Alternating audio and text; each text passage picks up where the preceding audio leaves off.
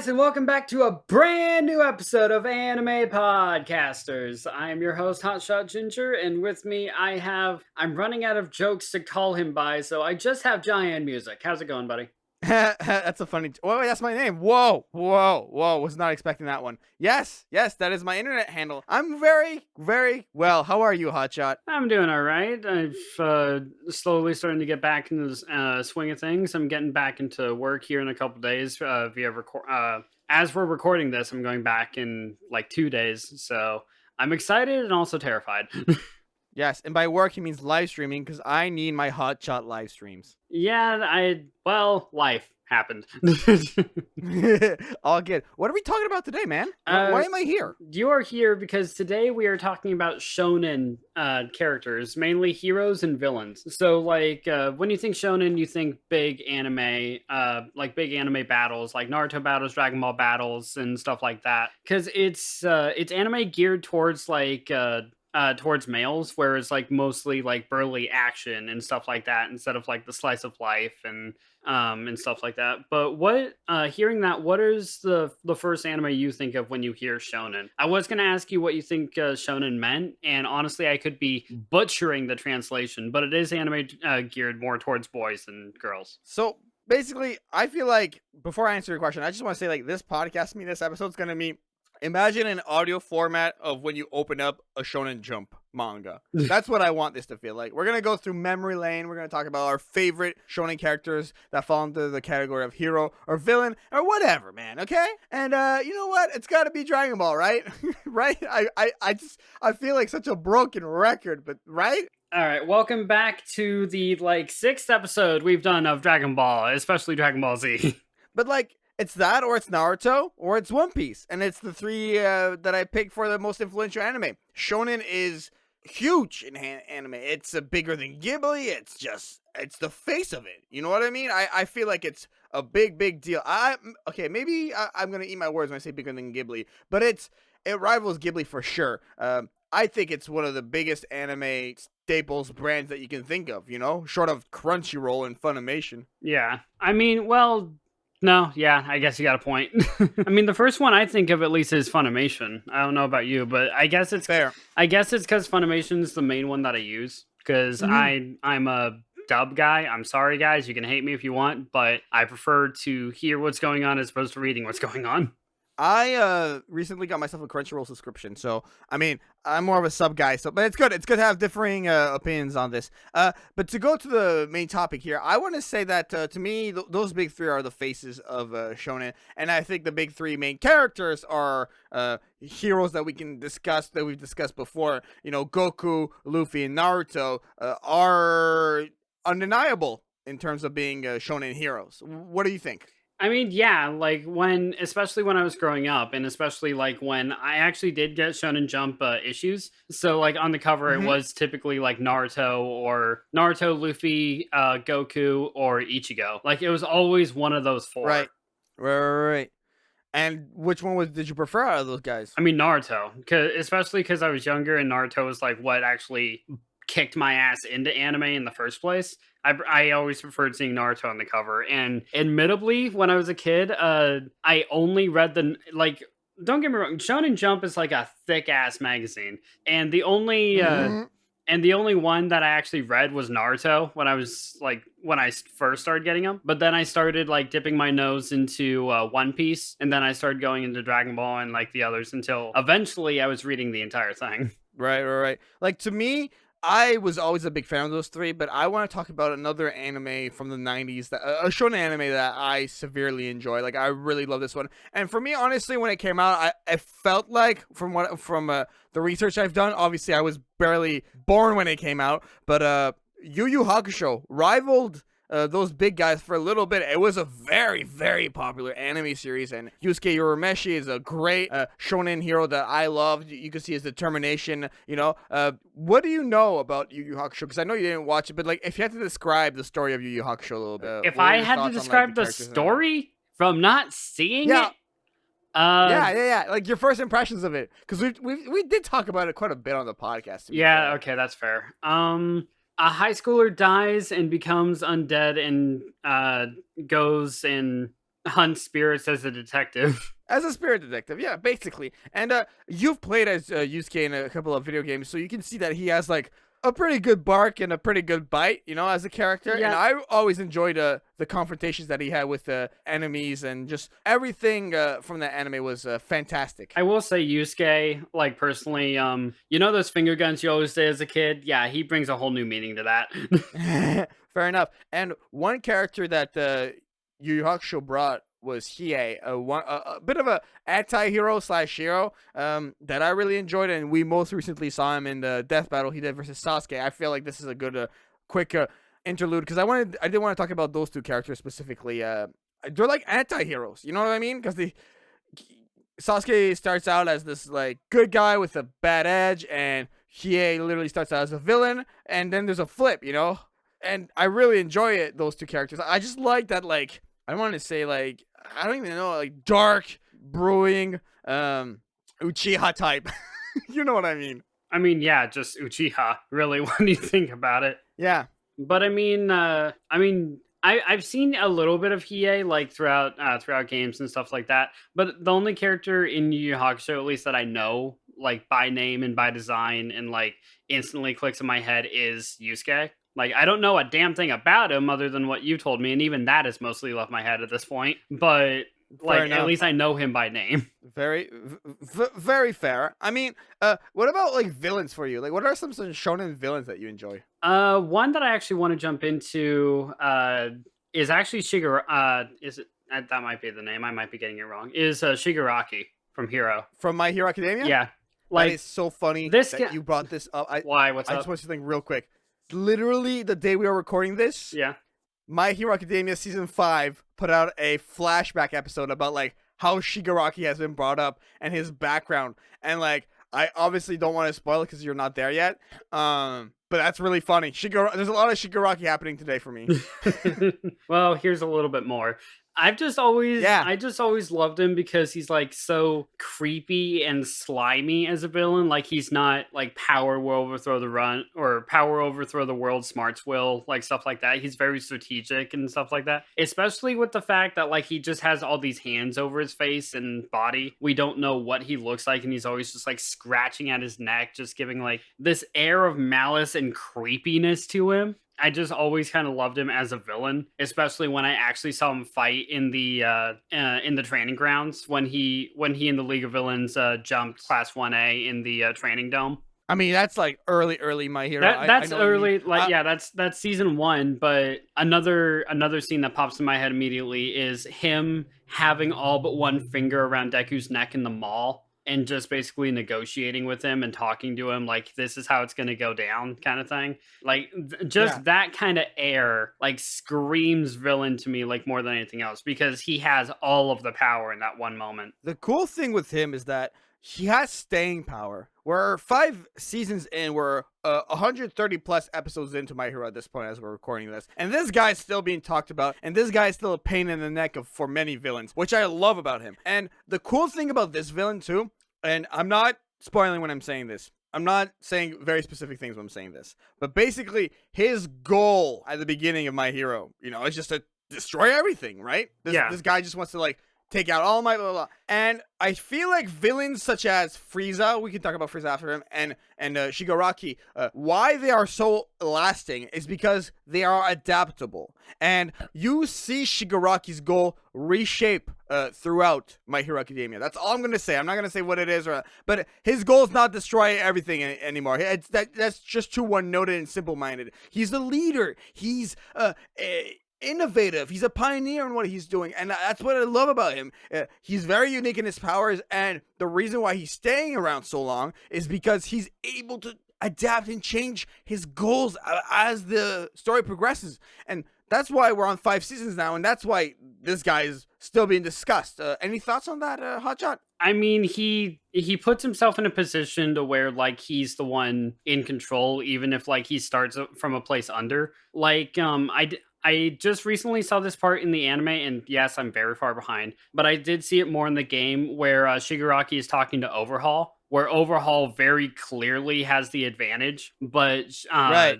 and Shigaraki like admitting defeat is like, okay, we got to come back and deal with this, but later we got to go. And then eventually Overhaul's dealt with by Deku and everything, and Shigaraki's still the villain standing. So it's just like he distances himself from like fights that like, okay, you're weaker than the heroes and stronger than me. I got to back off for a little bit. No, I understand. I do want to switch gears though here because I did bring up this person and I want to discuss this villain. All right, go for it. Frieza. This is Frieza. This is one of the villains I feel like a lot of people immediately think of when they think shonen villains, especially because Frieza is frankly the most prominent villain in Dragon Ball, if that makes any sense. Like, he started in Z, but now he's in Super, and he was a major part in the Tournament of Power and stuff. So it's just, this is very clearly a fan and probably staff favorite villain. He 100% is. He's like, when you think of the Universe 7, where Goku resides, where most of the story takes place, he's the emperor of that universe. That's the way you see it. He is the pain in the neck of the Z fighters. He's even in their mind when they're trying to pick people to save the universe, and he's so smart about it because he's like, oh, you want me to save the universe with you, and you want me to help you out? You're gonna have to give me a good sweet deal and break me back to life, you know? So, sorry, voice crack. Frieza to me has always been this like enraged, destructive, sore loser, evil type that I just cannot get behind in terms of enjoying him and like be like, oh, he's cool. You know what I mean? I don't like Frieza at all, but that's why he's a good villain, you know? He does earn my respect in the Tournament of Power. We see him switch sides and we see him fight hard, but then he comes back in Broly, and in Broly, he's back to his evil ways. He recruits Broly to destroy Goku and Vegeta because he's like, you bloody Saiyans, this is the end of you now. No. And it goes to the point where, and this is spoiler alert for Broly, he kills Broly's dad to get Broly pissed at Goku and Vegeta. Bro. And then because he tricks Broly into thinking that they did it. But one of my favorite parts about the Broly movie, if we can dive into that for a minute, is when Goku and Vegeta vanish and Broly is just still in that state of pure rage, and then he just turns on Frieza and starts beating the crap out of him. Yeah. But then think about it. Every failed fusion that Goku and Vegeta did, fusion takes like a half hour, an hour to wear off. So Broly is still beating Frieza when they get back. So he's been beating him for like an hour and a half. Oh, it was great. No, I'm full on enjoying that scene. It was great. Frieza, another one, a great villain. I hate you, but you're a great villain. I want to jump to another character here if you would allow me to. I'll allow you, but you picked Frieza. But okay, go for it. Okay, well, I mean, we're just open. Do you have someone you want to bring up? I got someone in mind that kind of, I wouldn't say similar to Frieza, but someone I do want to bring up. If you have something, go for it. I do have someone in mind, but if he's similar to Frieza, go ahead. I'm actually a little curious. I'm taking that back. He's not similar to Frieza. I don't know why I said that. It just kind of slipped my tongue. Well, go ahead. Well, go. Okay, fine. I'll go. Just keep that one in mind, I guess. Yes. So this anime doesn't exactly have a villain, at least as far as I've seen, and I've seen pretty far. I guess the only enemy would really be the government. But I want to talk about Kokoro Sensei from Assassination Classroom. Koro Sensei. Wait, what Sensei? You said Kokoro Sensei. Right. Is it not? Koro Sensei. Koro Sensei. Right? Jeez, I thought it was Kokoro. Yeah, I'm pretty sure it's Koro Sensei. Koro Sensei. Let's stick with that. If we're wrong, sorry, but we're not. No, it's Koro Sensei. I just googled it. It is Koro Sensei? Okay. I want to talk about Koro Sensei. Oh, Koro Sensei. Never heard about his name before. No, go ahead. Yeah, right? We didn't say that like 15 times and then not delete it and leave it in for a joke. But I just want to talk about him because like the sheer amount of power and the amount of effort that everyone has to go through in order to finally lay him down. I haven't seen the ending of Assassination Classroom yet. I still got to work on that. But I have seen several of the attempts from the students trying to get at him, like in the middle of class shooting him, or just like all jumping him, or like one of their biggest ones that they did, like using all of his advantage or disadvantages, like getting soaked in water, a dirty video, embarrassing videos, and resulting in him going into like his ultimate defensive shell, like that little ball thing. And just like the entire adventure of like, he's actually bonding with these kids, like actually giving them a chance since society basically threw him away. and he's actually there for him, teaching them like life lessons and actually like about school, teamwork, all this stuff. He is actually giving them like more or less a reason to live. But here's the thing, Yes. he still has to die. And I'm just like, I don't want that to happen to this guy. No, I know what you mean. To me, Koro Sensei is this weird protagonist slash antagonist. It's tough to pin him down into a specific category.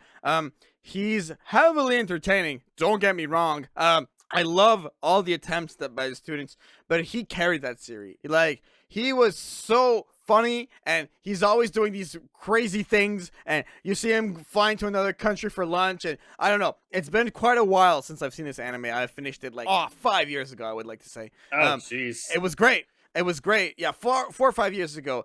All the attempts to assassinate him were just entertaining. We always see these crazy ways these students try to take him out, and I don't know. Have you seen the end? No, you haven't seen it. Do you know what happens? I haven't seen the ending, no, but I know that like basically a second Koro Sensei appears and they fight and they're evenly matched and stuff like that. And he appears several times. Like, he has a human body, but he has like all these tentacles and the same powers as Koro Sensei. I don't know his entire story though. You see, it's been that long that I forgot about that. I was mentioning, do you know if the students succeed or not? Oh, that I know they win in the end. Yeah. Okay, cool. I do want to talk about that quickly. I feel like those students, the way it ends was it was such an emotional way to take him out. And you see the bond between those students and him as the story ends in those final moments. You really understand what has been developed and what was at stake and everything. And of course they have to do it, because if not, pretty sure he blows up the planet or something. He already blew up part of the moon. So yeah, Koro Sensei, 100% a fantastic shonen anti-hero heroic villain. That's the only way to describe him. He really is all three in his show. Like, he even gives a computer that is meant to destroy him at like any given notice sentience and life, and like treats her like any other student in the school. And it's just insane to like see him go through all this. It's like, oh yeah, I'm gonna blow up the earth. However, I'm also gonna be the nicest guy on earth. I just love, even though I keep getting his name wrong, I love Koro Sensei a lot and think he is like the sweetest thing. Totoro Sensei. I love Sensei a lot. Let's just call him Sensei. Assassination Classroom Sensei. He's nothing else. Let's talk about my homeboy. This guy is a hero, and he has been there my entire childhood, and I love this character so much. Makes multiple appearances in the series, different seasons, is the face of this series, believes in the heart of the cards, lives by the heart of the cards. I'm talking about Yugi Moto. That's funny, actually, because Yugi was one of the characters I was going to bring up. Yugi, like, in both versions, as Yugi and as Yami, is kind of insane, but like in the best of ways. Like, as Yugi, he's like this super sweet considerate, like, to his friends and everything, and just saying, no, there's got to be a way around this. But as Yami, especially when he started, he's like, I am going to put you under the heel of my boot. And he just like destroys everyone in the game and learns like humanity and compassion throughout, like with Taya, Tristan, Joey, like the entire gang and the adventures and stuff like that. Like, especially, have you ever seen episode 0 of Yu-Gi-Oh? It's brutal. As far as episode 0 is concerned, no, I haven't seen it. Is that when he tries to put the Millennium Puzzle back together? So no, so he puts the puzzle back together in the original show as well. Like, right. But he does also do it in 0. In 0, though, Yami actually kills people after like defeating them in duel monsters, like in brutal ways. Right. And it gets to the point to where like Yami is more of a like Egyptian monster as opposed to like a character that grows and develops with Yugi, because he's still a ruthless pharaoh tyrant. But I mean, yeah, they cut that all away for the version that we know and love. But it's just brutal to watch, especially the comparison between 0 and the rest of the show. Right. I just like, to me, I do want to talk about like other characters, not just more to the series than just Yugi and Yami. Yeah, there's you know who I want to talk about. Yeah, I know. You know who I want to talk about. I know who you want to talk about. Say his name. Mokuba. Say his name. Grandpa. Come on, Hotshot. I know you're trolling, but for the audience, we need you to say the name. Taya. Hotshot. I don't want this to become another clip in an episode. Say his name. Jaden Yugi. Okay, Hotshot, you are pissing me off. Seriously, you know who the main rival is, okay? Say his name. Just say the... Stop it. Just stop. Just stop. Just breathe in with me. Who is the character I want you to say? And I really want you to say the correct character. Pegasus. I hate you. I actually really hate you right now. Say his name. Just say his name. Say his name. Fine, just because we gotta end this at some point. Seto fucking Kaiba. Nah, I was talking about Tristan. We're talking about Seto fucking Kaiba. Kaiba is awesome. I loved him. I know he's an insufferable, you know what, bag. He's definitely one that I picked in that episode. We gotta do a 2.0 of that, by the way. And he's really insufferable. I just don't enjoy him as a person, but he is so entertaining and he is so full of himself that you just love to see him fail and you love to see him rival Yugi. You know what I mean? You know exactly what I mean. Yeah, the thing is, like, they set up Kaiba, like, especially in the beginning, so well, because it's just like this rich boy coming into a card shop to get the ultra rare blue eyes white dragon and then destroys it. And I'm just like, fucking what? Like, don't get me wrong. It took me a while to actually get into Yu-Gi-Oh! To the point where I was collecting cards, but it's still like, especially if you are a card collector, seeing that scene just kind of breaks your heart, and just like doing that so no one could use it against him. I'm like, dude, you could have used that against people. Right. I mean, personally, I just know that he has a passion for dueling, and you just know that he's there to, rival Yugi. But as the time goes by, I feel like he almost becomes an actual ally of Yugi's. We see him doing that double duel together, and you see that their I don't want to say their goals aligning, like taking out Merrick. This is really old school Yu-Gi-Oh! I can't believe we've been talking about this. Love him. For being able to set aside his differences. Is there other stuff you want to say about Seto? Because I want to talk about another generation of Yu-Gi-Oh! Real quick. No, I got nothing really on Seto other than he's evil, and just that one scene was really the main thing I wanted to bring up with him cutting up the card, right? Because that's like the main thing that sticks with me. But if you other got quick scene, I know who you're talking about next, but go ahead and do the scene, then bring him up. I hated the scene, that little, I don't know what his name in that insect playing duelist when he threw Julia in the water. Weevil. I think something like that. Weevil. I mean, we'll call him. His name was Buggy. Like, yeah, it Buggy. was like a bug. Yeah, he just. Bzz.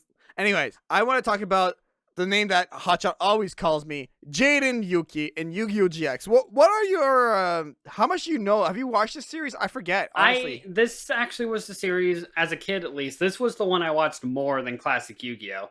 Because I love... Really? Yeah, because I loved Jaden and his Elemental Hero deck, and I love the idea of, like, dual monsters being taught in his school, and the different classes, like Slifer Red and Obelisk Blue and Raw Yellow. I just love that kind of setup, but I especially love the cards. However, I haven't seen it since I was at oldest 12, so I have no memory of anything, no memory of the characters, no memory of any of the duel or monsters. I got nothing. We get it.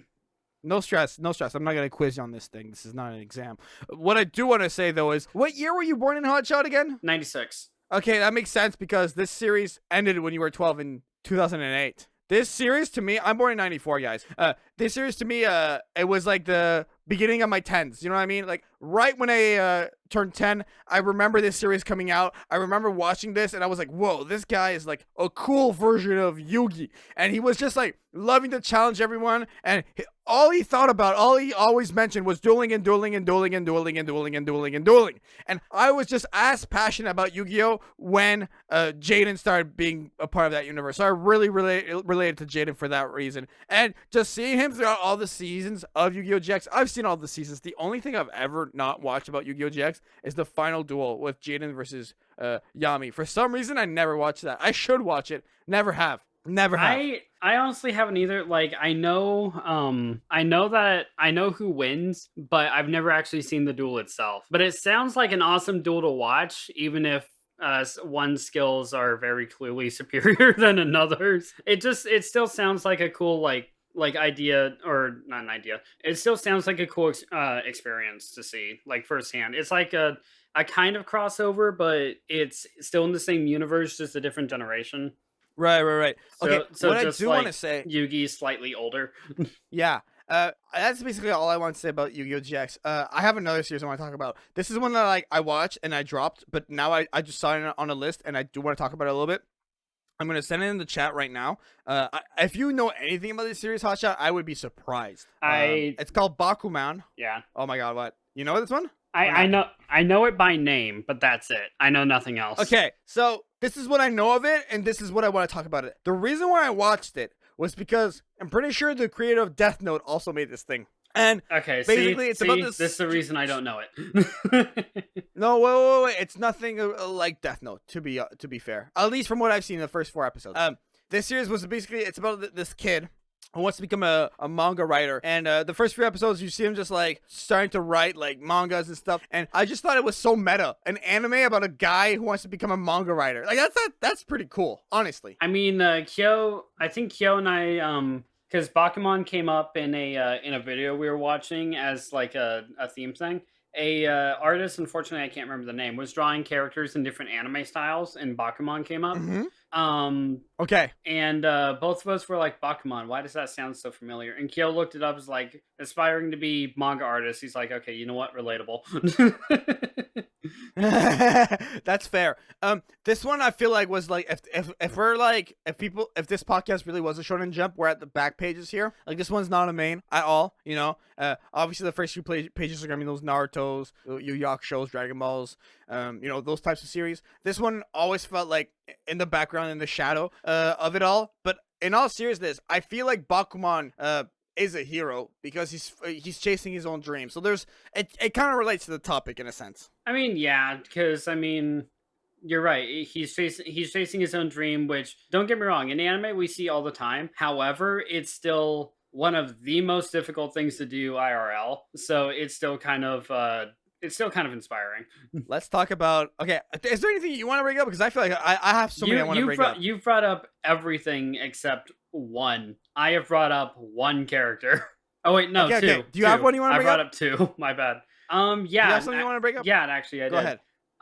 So this is a character that I saw somewhat recently, like within the past like year or so. And I think his series is done. I'm not sure, but I really hope it's not. But he is like the ultimate hero of heroes, even if he doesn't put any effort into anything. Saitama. Mm-hmm. Oh my god, really? Like, yes, really. Fine, we can talk about this guy. All right, I mean, yes. Let's talk about this guy.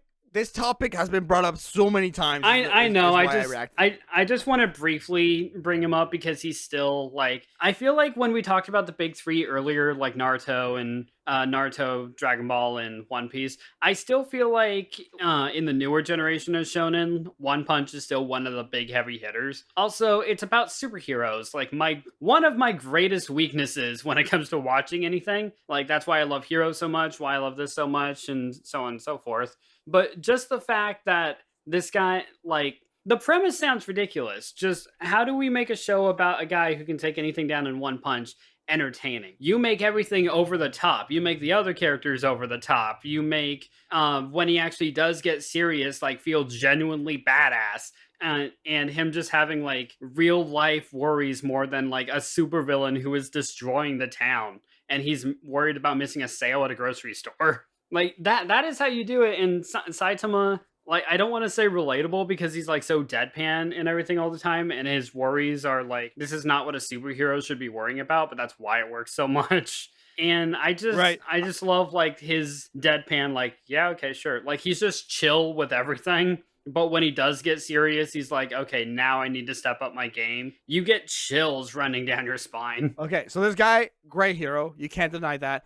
Very comedic series. I agree with all those things. This is a good shonen to bring up, obviously. What I do want to mention, though, Two things. I think we covered Saitama with what you said. What I do want to say is there's a villain in that series in season 2 that I loved called Garu. And Garu, I can't talk about Garu because you haven't watched season 2, and you're gonna. I really want to. Can we talk about Garu? You can either I'll just tune you out or no you Okay, can. It's okay. I'll make it brief.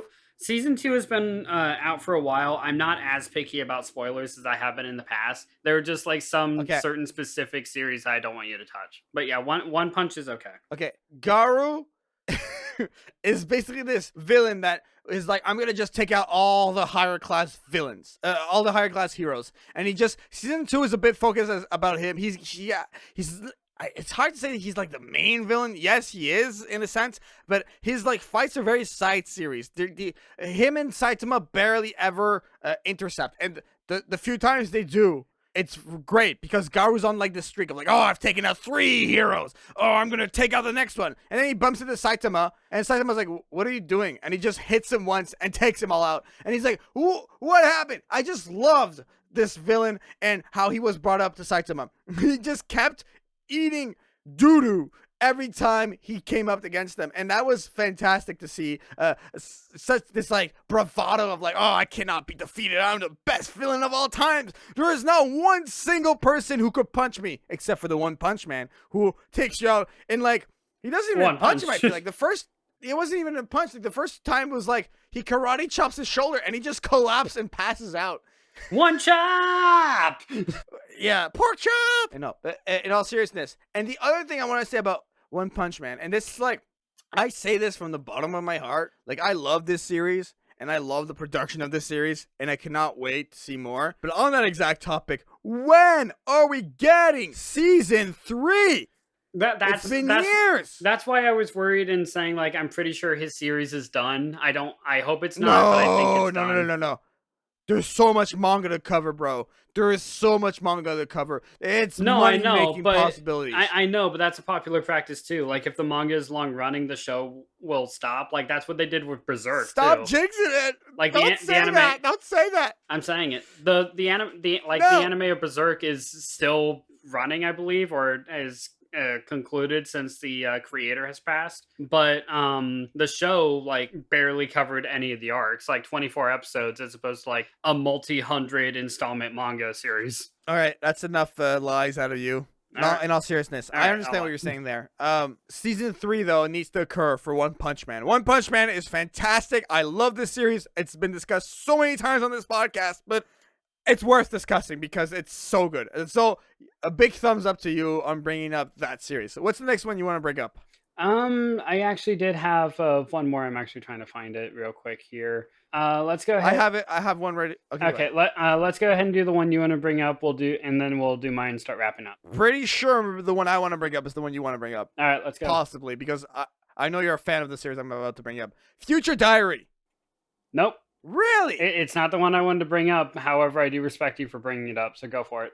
Future Diary is just a great shonen. This one was, it creeps you out. It's oddly satisfying. It's weird. It's a survival game like no other. It's a love story like no other. It's suspenseful. It's romantic. It's horrifying. It has some great beheadings. Spoiler alert. I love this series. What I saw from this, I mean, Yuki and Yuno, those two are just a match made in Future Diary, hell and heaven. And I love the game that they play in here. Basically, do you want to describe the setup here a little bit, Hotshot, the plot of it without spoiling? Like, what's it about? There's cell phones, there's people. What's up, bro? So there's cell phones, there's people, selected people, like in a contest. And basically, imagine Hunger Games, but in an open world style. You're not in an arena, you're in the world, and you have to go out and kill everyone else. Dude, all I'm saying, man, in layman's terms, that's really what the core of it is about. Yuno just happens Yuno just happens to do her own thing. And by own thing, he means eliminate. We'll put in one word: eliminate. What I do want to say though, how stressful must it be? You're walking down the street, you get a notification on your phone, and then it just says dead end. Yeah, bro. And it's just like, Oh, no, no, no, no, no, There, no. there's You don't two. want that. There's two options to do at that point. I feel like one is to just like kind of shrug and go like, okay, I'm accepting my fate, and two is to do everything drastically possible to change it, which obviously is what everyone does. Mm-hmm. Oh, what a crazy series. I That's honestly what I wanted to say. Obviously, Yuki is a hero, Yuno's a villain, maybe? Question mark? Yuki's a hero. It's kind of It's hard. very convoluted. It's kind of hard to put. Why the hell am I blanking on her name? You just said it.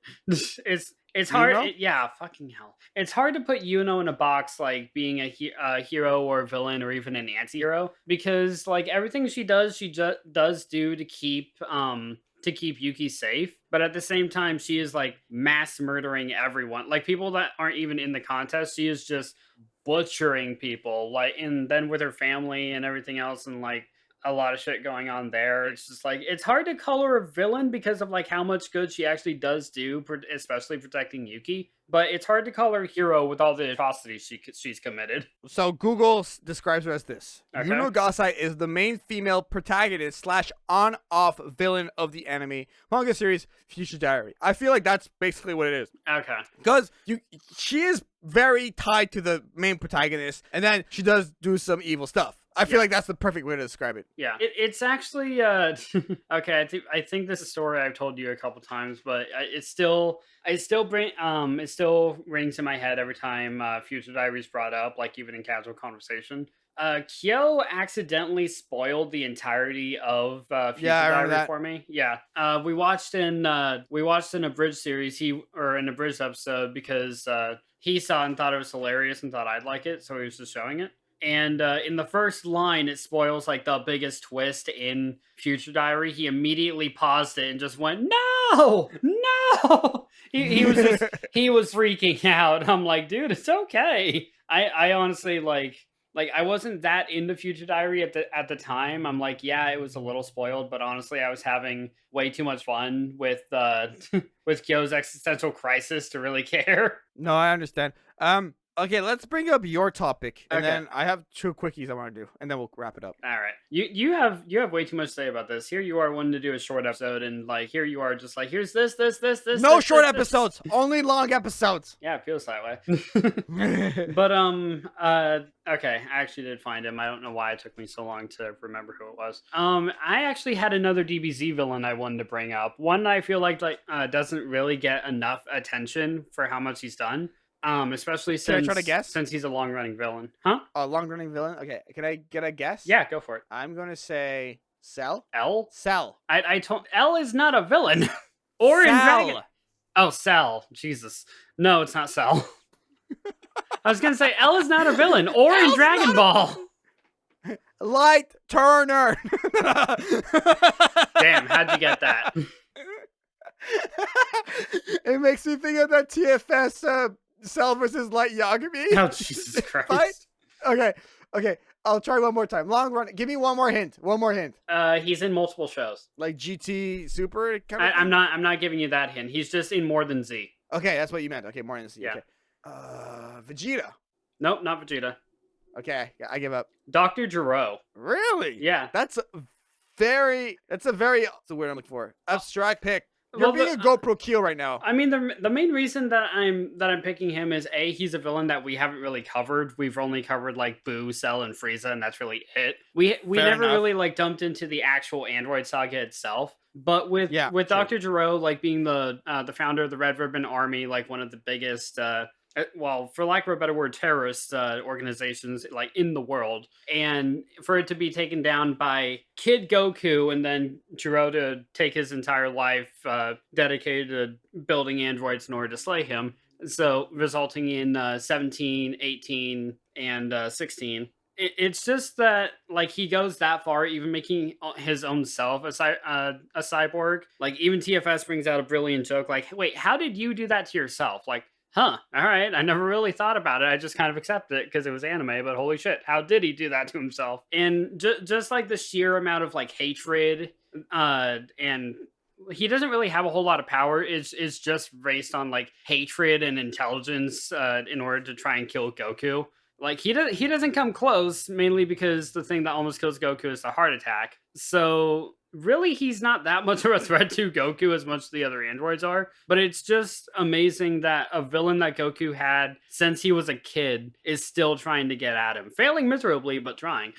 I want to say Dr. Gero was very fun in Dragon Ball Z Kakarot. I really enjoyed like just battling against him and seeing what he has in store and how he just, is playable against, because you can't play as him in Kakarot. But as a villain, yes, you're right. We did not cover him, and he's a big part of the Red Ribbon Army, and that was quite a pin in the neck of Kid Goku. So yes, he deserves to be brought up as a shonen villain for sure. Especially since he's not just a villain, but a character that we've seldomly brought up. Like, I don't even think we've really brought up the androids themselves. We'll do an android cast. There you go. It's like Water Class, but only androids. Quick honorable mentions here. I just want to say a big shout out to One Piece and Bleach. These are two big shonen series. I don't have any like big thoughts on them. I've watched a little bit of Bleach and dropped it, and I've watched a little bit of One Piece and dropped it, but obviously we're talking shonen, we have to bring them up. Any thoughts on those two series, Hotshot? I love One Piece, but yeah, watching the show I eventually did drop it, especially since like I said, I'm more of a dub guy, and they dropped the dub.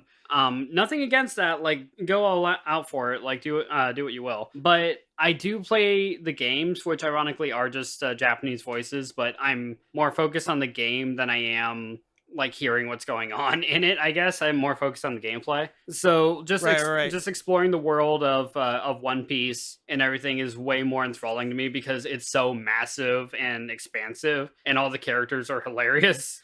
As far as Bleach goes, it's kind of the same deal. I watched a little bit of it, and then dropped that one as well. And then I played a game of Bleach, and I had, like, when I was younger, I had a lot of time spent on that one. So I still learned a lot about the characters and stuff like that, but it was only in a specific arc. So I don't really have a whole lot on it. Fair enough. All right, let's wrap things up for the podcast. All right. So this is why we have a pop filter. Yes. I was just texting it. I'm going to see how my pop filter does on that one. Anyways, in all seriousness, so we talked about all these different shonen villains and heroes in series. I don't know what we're going to title this because it started out as heroes and villains, but it was a very open format and we just went over the place. I hope you guys equate this podcast to thumbing through a Shonen Jump. That's really what I wanted this episode to feel like. So, if you guys want to follow the podcast, it's at Anime Podcasters on Facebook. You can go on youtube.com/JaianMusic. Those are two places for video versions of the podcast. We are available on every single podcatcher, every single podcast player that you're on. If we're not, let me know and I will make it happen and we'll go there. You can rate this podcast.com/Anime Podcasters and give us a 5-star review. You can go on speakpipe.com to leave us a voicemail. Take the survey in the description, and if you want to be a guest, there's a link in the description to be able to submit a proposal. So, next episode, if things lined up properly, we are having a very, very awesome episode, and I want to bring it up quickly here. We're going to be talking about Attack on Titan with two of my very good friends, people I worked with at the studio that I was interning and became an audio engineer at. They are called Jacob and Juan. They are two of my best bros. I love them to death, and I cannot wait to have them on. Very fun podcast coming down the pipe. 118 is going to be awesome, and I cannot wait for you guys to listen to it. Hotshot, are you looking forward to talking about Titans that attack people? I'm more terrified than anything because I know how much knowledge that you guys have about everything, and really the most I'm pulling from is the shows. So I'm gonna be more of a back burner on this, but I'm really curious what you guys have to say. I'm gonna burn your back so hard on this podcast. I'm well aware.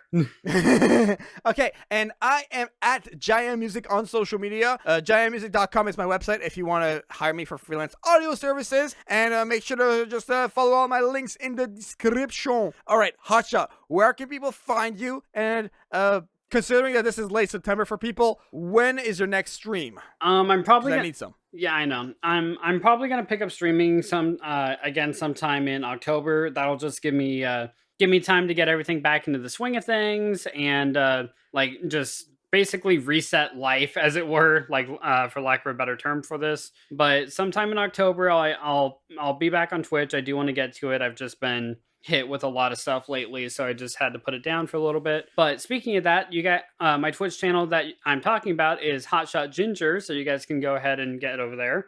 And I promise I will show up soon. I'm sorry I haven't been. You guys can find me over on Twitter at Hotshot Ginger, where I will occasionally show up, but I will mostly be a ghost. And right here on JaianMusic channel is another place you guys can find me. I guess I'm everywhere. And I am not allowed to leave. He will not let me. I've tried to find replacements. He says no. You guys can find me over on my channel as well, Hotshot Ginger, where I do the sister podcast to anime podcasters, talking more about ecchi and more about slice of life, like shows that I like that Jaden does not. And I do that one with GoProKyo over on my channel. Thank you very much, Hotshot. It's been a very wonderful podcast to have you on. I cannot wait for the next few episodes. And so for myself, Hotshot, and everyone else at Anime Podcasters, this has been another episode of...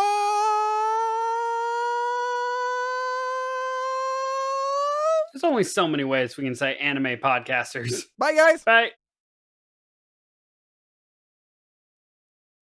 Bye.